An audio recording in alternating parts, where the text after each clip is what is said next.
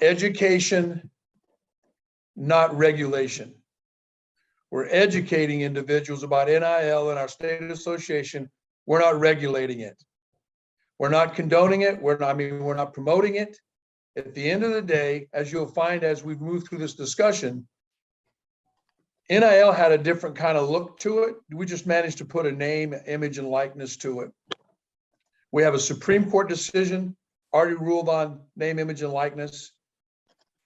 We have multiple states that have been in litigation that now have laws surrounding it to allow athletes to benefit from NIL. And we have a state association in the SEC in Florida who's under present litigation that doesn't look what good with them as well.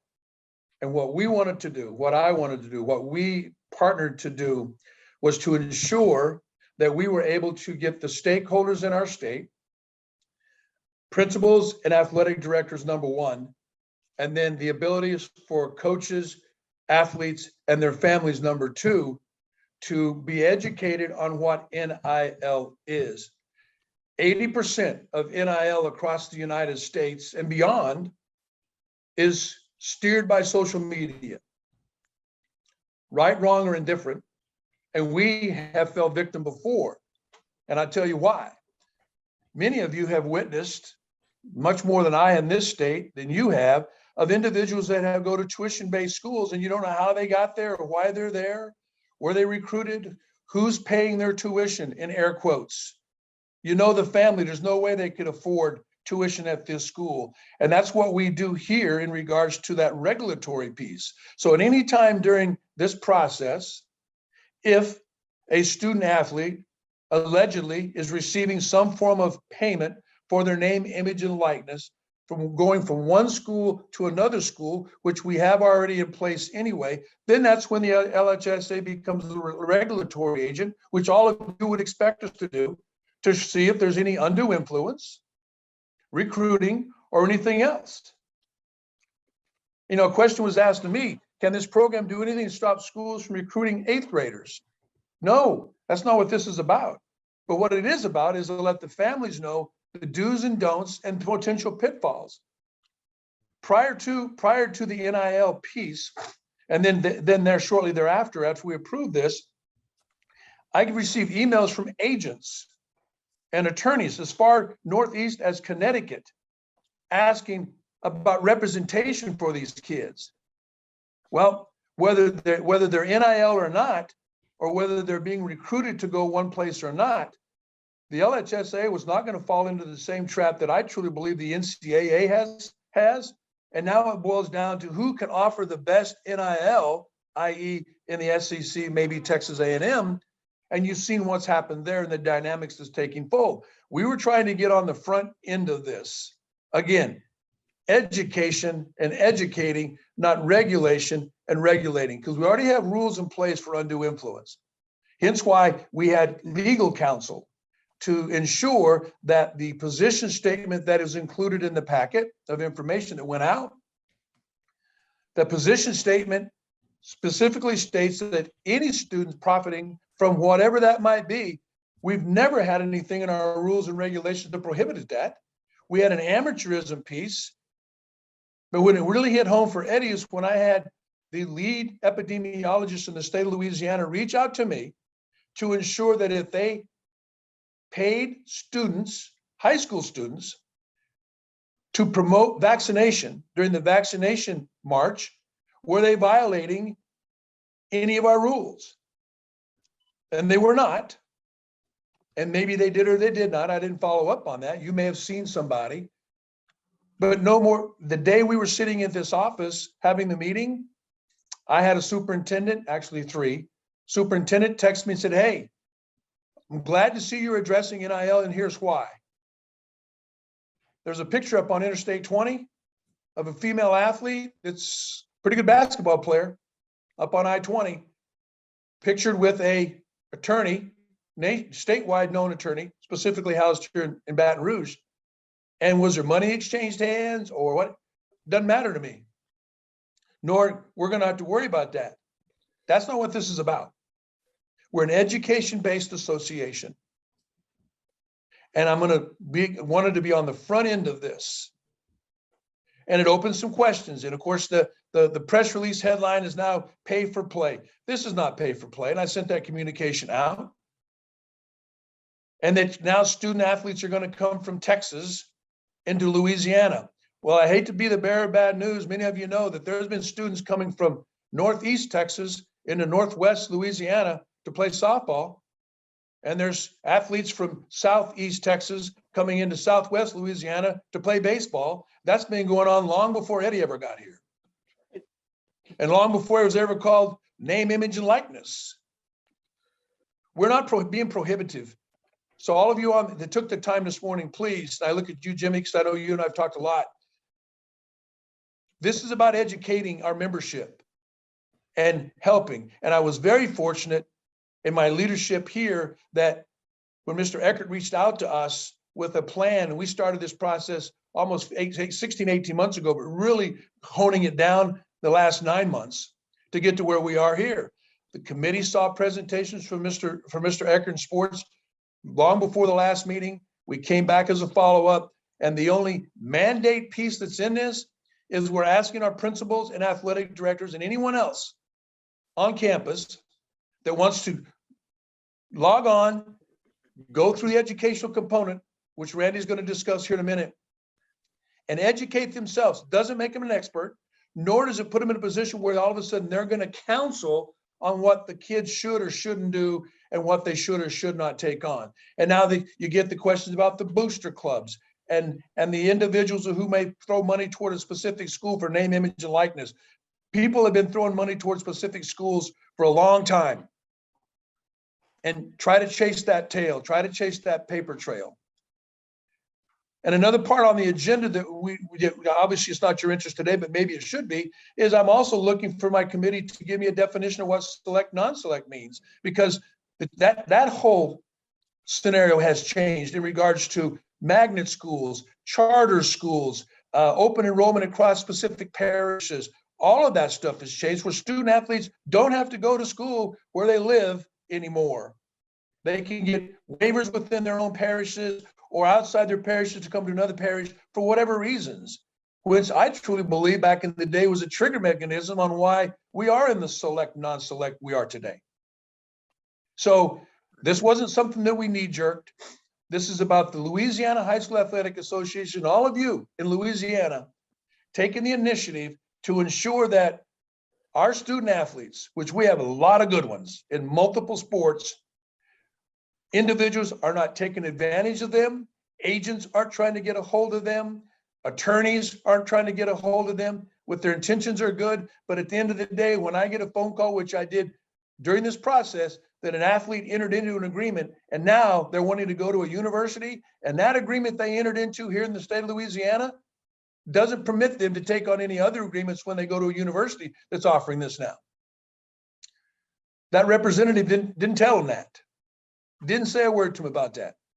Hence why Eccker Sports and the LHSAA are going to assist in that process, meaning education, education, education. No different than real estate, right? Location, location, location. We're an education-based association, and that is the initiative that we took. That's the initiative I presented to our executive committee. Ms. Folks on today, our president, Mr. Federico, and the other 30 members sitting in that room. And I want to support what Eddie said relative to this is really education and information oriented. We worked with Eddie, his attorneys, and everybody else in the leadership there at the LHSAA to identify what their bylaws said and what that meant to the overall. And I would tell you that in the last year, because of a circuit court ruling, excuse me, from 2014 from Ed O'Bannon that started to change the way the NCAA looked at NIL, excuse me, and the compensation that their kids were receiving. The NCAA put this in the forefront for them from a bylaw and a guidance perspective. And it was only the fact that the Supreme Court actually eventually circumvented that by last spring, saying that kids should be allowed to monetize their NIL, that they should be allowed to, be more aggressive in how they can represent themselves and things like that, while still a part of the NCAA. And that led to continued state laws that were being developed for the collegiate market, et cetera. And by this summer, you'll have virtually all 50 states, excuse me, will have passed laws allowing for NIL at the collegiate level. I was a college basketball coach when Prop 48 came into being. And Prop 48 threw the entire industry into a tizzy, right? It was confusing for the coaches, the colleges, et cetera, but it was even more confusing for the high school market. And what was required and how they were required to do it and how they were required to report it, et cetera. And so what that told me, as NIL started to become prevalent and required actually at the collegiate level, that somebody needed to fill the gap at the high school level. I've been focused on this for the last couple of years. I've been an advisor to the leading social media marketplace platform in the country and really internationally as it comes to NIL. They work with 13 to 15,000 professional athletes. They now work with 95% of all the Olympians, and they have over 75,000 athletes that are on their marketplace platform. And this allows for not only the marrying of sponsors with student athletes and professional athletes, et cetera, but also the ability to manage and track all of these activities, and then also provide tax information and things like that back to the student athletes and their families. So this was an important part, and I actually am a small investor in that company as well, full transparency. So when I was looking at, and so the last 2 years, I really focused heavily on the NIL marketplace and what was going on. And so about a year ago, it became really evident that there was so much confusion and fear, doubt, and uncertainty in the market, and particularly in the high school market. Coaches, administrators, families, student athletes, nobody really had a very good understanding of what was going on. And that's when we decided that it was important that we provide an educational and an informational dissemination company for the high school market. Louisiana is the first one that we've announced publicly, but we have 3 other surrounding states that have also approved Eccker Sports as their educational and information provider, primarily in those cases to the high school coaches and their families, but certainly it's available to all the administrators and things like that. So what we do to provide this is we have courses. We have 4 sets of courses with 6 modules in each. We have courses for the administrators, which LHSAA is taking advantage of. We have courses for the coaches. We have courses for the parents, and we have a course for the student athletes. And we thought that that was a good way to get them some general information about NIL, and we will continue to refresh those courses as time goes on. But additionally, we've created a resource hub, and you can go to eckersports.com, and the resource hub is featured prominently with a big green button you can click through, and that provides all of the information. It's the most comprehensive set of information that you can have on NIL in the high school market.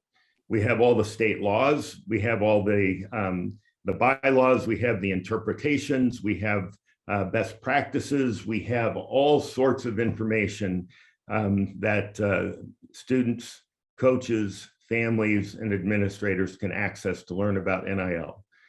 We were talking with one of the bordering states, one of the guys who heads up their coaches association, and he was telling Tim Prukop, who Eddie mentioned earlier, he said, I didn't know anything about NIL.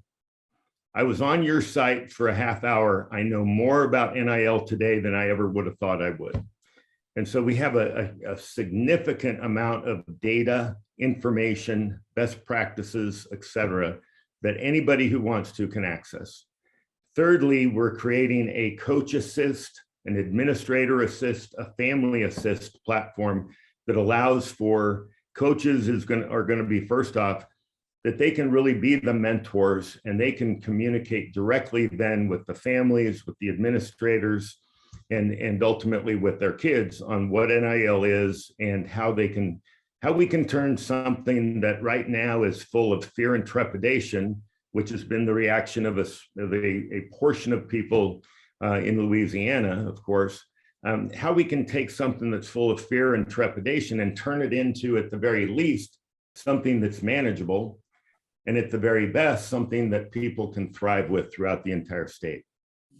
Hey, Mr. Bonine, thanks for the opportunity. I believe that the general public, especially after the positioning statement last week, is very, very confused. So can I ask you for a simple answer as to, can high school student athletes be paid for the use of their name, image, and likeness by companies, by businesses?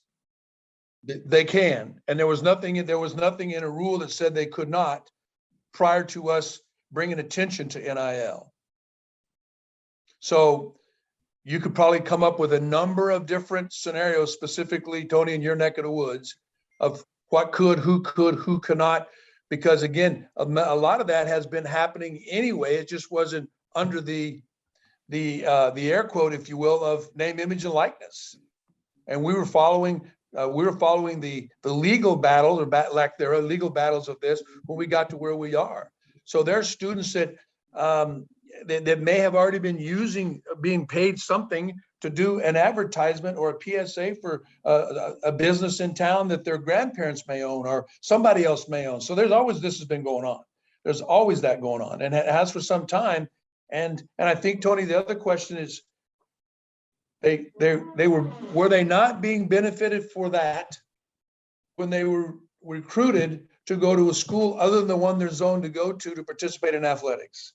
Wasn't that scholarship, how to use air quotes, or that ability to use some form of waiver or some form of financial assistance to go to a tuition-based school? Wasn't that kind of the same thing? It just wasn't public.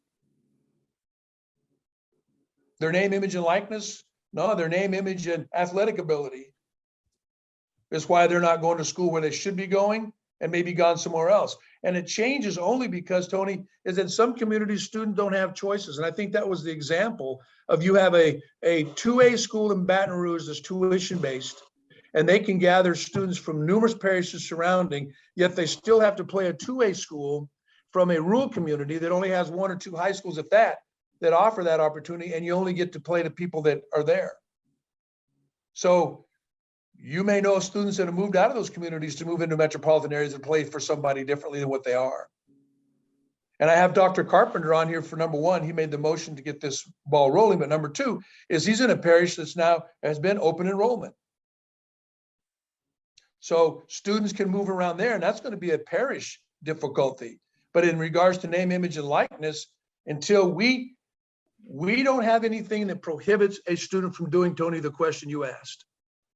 Have never had anything that we had an amateur rule, but that's about being paid to go do something when it came to an athletic event. Something had to do with athletics.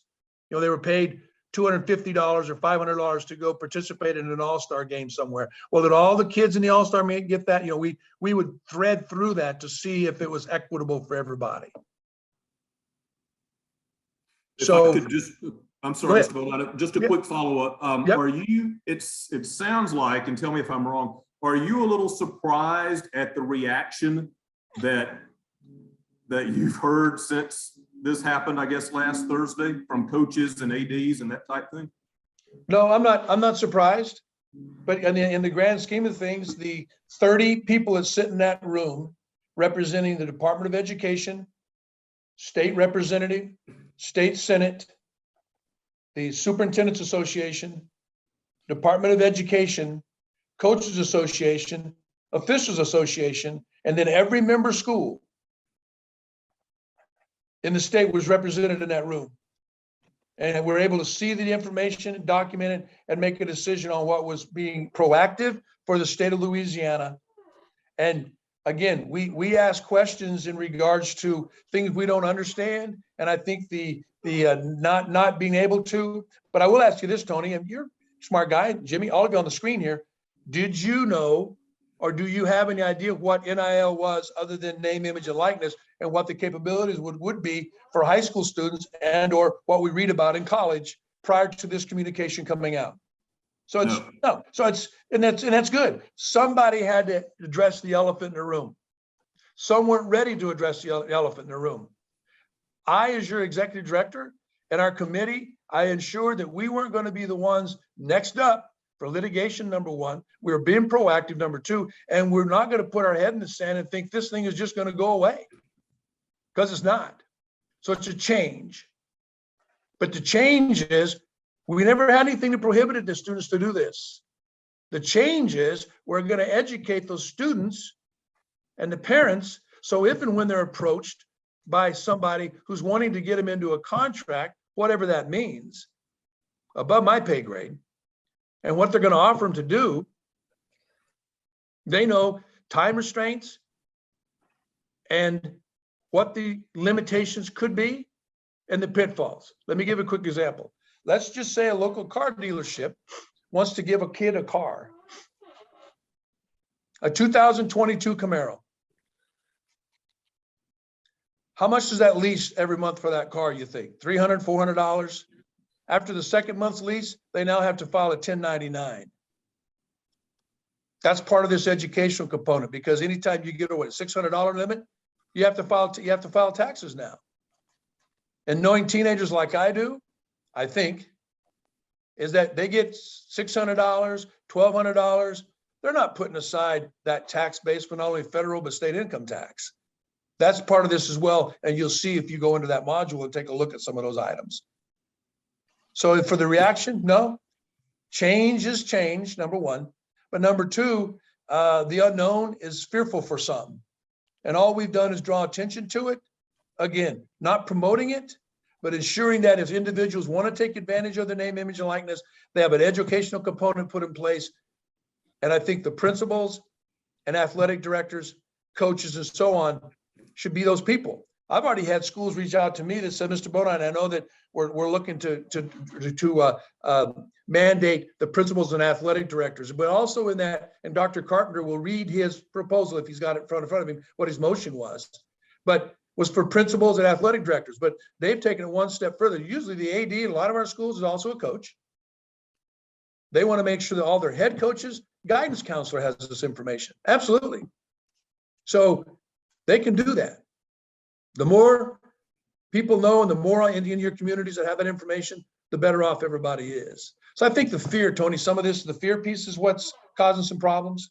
But I think once they've had an opportunity to investigate it, they'll see that the approach is one, and that as soon as all of you do your magic, but you're all reporters. I have not had any scenarios with any of you on this screen right now where you just jumped out there and ran with something. You always reach out to us to get the rest of the story, if you will, on what it's about and what we're trying to do. Hence why we felt it was important today to have everybody marinate on it. You've seen the tweets, you've seen the stuff on Facebook, you've seen the other stuff, but those, again, are not thousands, but still in the single digits, double digits, if you will, of people that are asking questions. And I received an email from a principal today, point blank, that said, well, this is just going to open the door. They are disheartened and confused. Okay, well, I was as descriptive as I could be with the communication I sent out to membership on Friday. And we'll build from there. We are accessible and we're able to answer those questions. Did I answer yours, Tony? Yes, sir. Thank you. All right, Mr. Carpenter, Principal Carpenter, welcome. Thank you. Would you like to put some input in, please, on you're very valuable member of our executive committee. You bring a lot of historical perspective as well. You represent the large schools in our state in 5A and the division in which you represent. would you please chime in and give these individuals some sound bites, because this is being recorded, and some quotes, if you will, and Carl will be open for questioning as well. Dr. Carpenter. Thank you, sir. And it is a privilege to serve the North Louisiana 5A principals.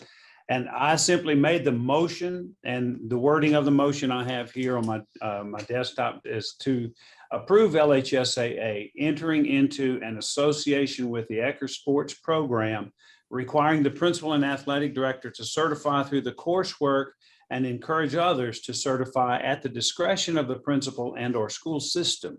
And so I recognize a lot of the different school systems may not have a principal, they may have a headmaster, they may have a lead teacher or what have you, as far as a lot of our non-public schools, private schools, different types of schools that exist in the state.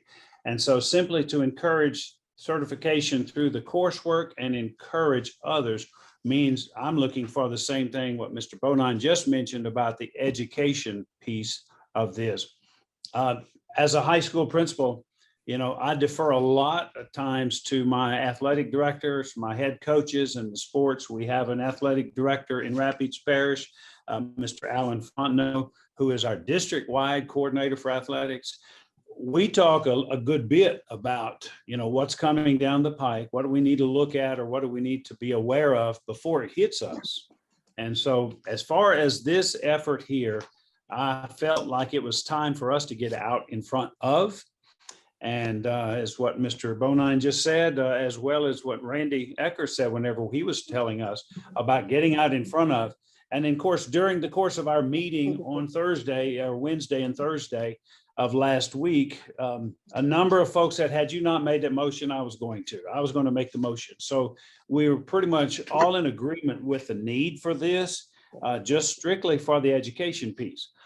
I spent all day at church yesterday morning, sitting around with our coffee and getting ready for church. And some people say, now you're going to let people get paid for high school. Oh, no. That's not the purpose of this. It was not the intent of this motion or this agreement or this association with LHSAA and the folks with Eccker Sports to pay any athletes. That's not what it was like. And I've read some of the press releases from some of the folks around the state that have said that very thing, and that's not the intent of this. It's to provide education for us as principals. When I have the parents come in and want to talk to me about getting folks, for their getting interest, for their students, they're always, parents are interested for their own students, of course, but I can direct them to this website. I said, it's a whole lot better for me to direct you to this website where you can look it up and get that answer, because that's the concern we all have. No, sir, I think the major point is basically, like Eddie said, it's education, not regulation. And I think that's huge. It's all about the education. Because, I didn't know what NIL was 2 years ago until Eddie brought it into our office.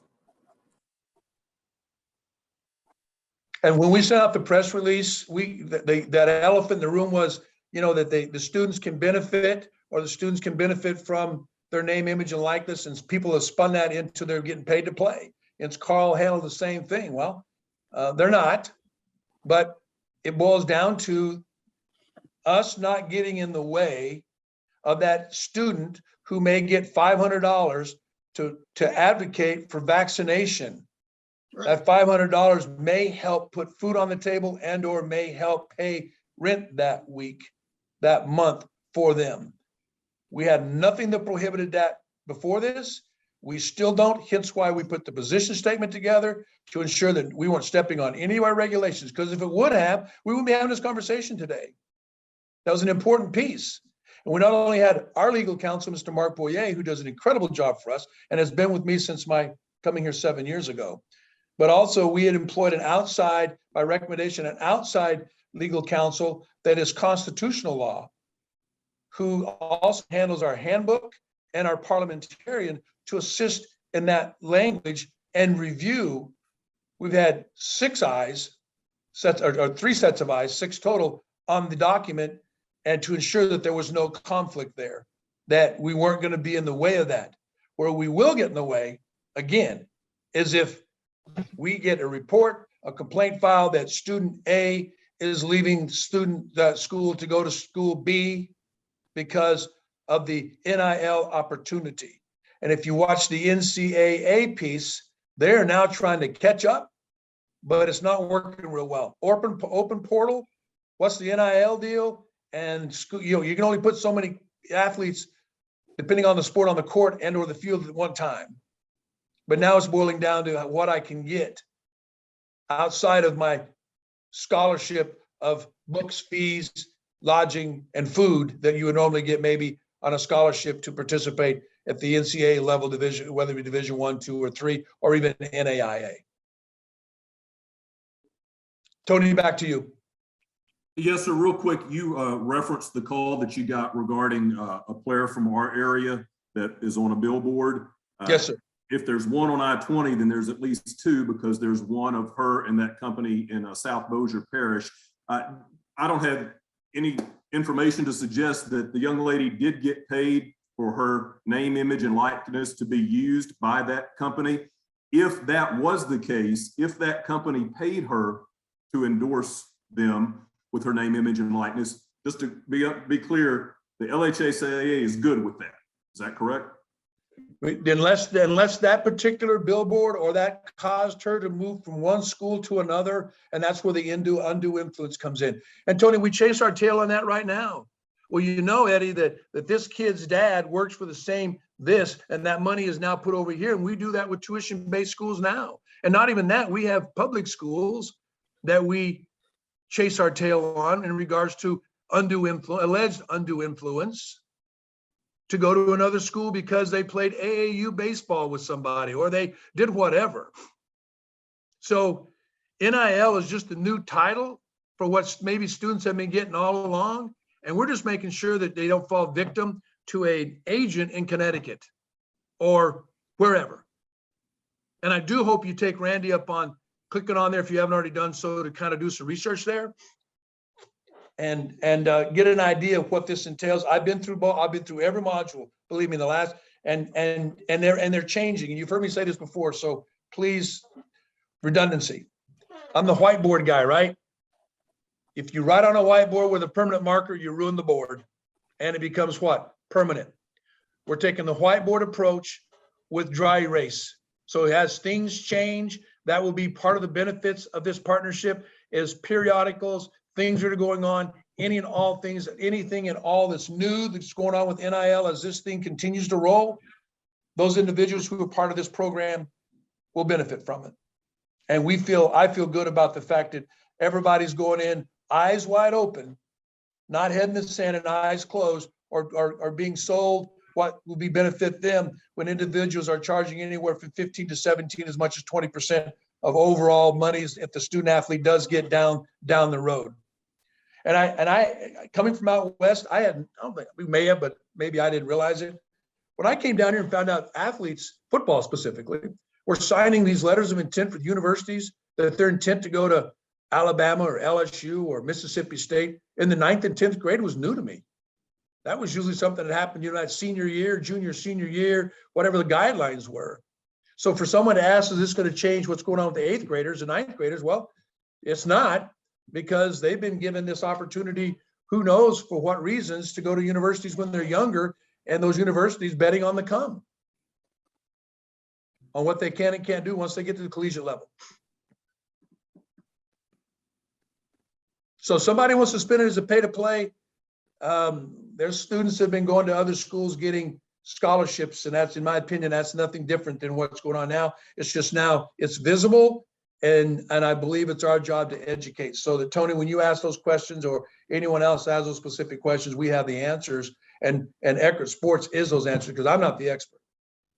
But I am the expert if it turns into me sending in investigators to find out if it is true that a student left one school to go to another school because they've got this big booster. And that was one of the questions here. What about boosters associated with colleges offering NIL deals to top prospects? That's an NCAA problem, not an LHSAA problem, because it's still NIL. Does that violate some rule with the NCAA? And they're playing catch up right now.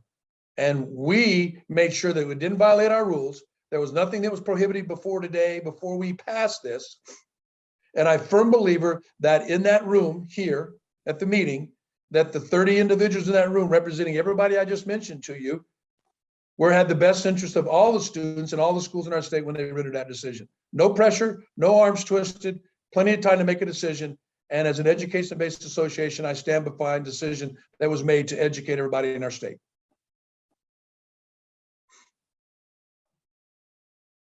Any other questions for Mr. Bonine? Come on, Jimmy. You always got a question for me. You got anything? Trying to unmute. Okay, just what is there something quick that could be told to a coach, athletic director, principal today for a kid that's planning to sign an NIL deal? I've seen a few on Twitter already that have mentioned they're soliciting. Please call me, private message me, whatever, if you want to make an NIL deal. Is there something to be told to them quickly to help them out? Absolutely. It was effective May 1, but right now the best thing is to tell them to go to eckersports.com, the email address that Randy gave you, and that gives you your basic knowledge. And then it launches, Vincent, right? It launches May 1, so we're just a couple of weeks, if not before, to launch, and to not rush into any deals. Again, I truly believe not everybody has bad intentions, but if you're a 6'4", 205-pound sophomore who's left-handed, who can throw 90, 91 and has got a nice little bender in there, be careful, because what they may sign may end up prohibiting them from getting an NIL deal or whatever, whether they want to go to LSU or someplace else. So absolutely go on the website. And Vince is working on that right now to get additional information out there, Jimmy. Again, it's the unknown. You know that. How many years you been doing this, Jimmy? I'm not a lip reader, but I'm gonna go 45 or 50. How about that? About 50.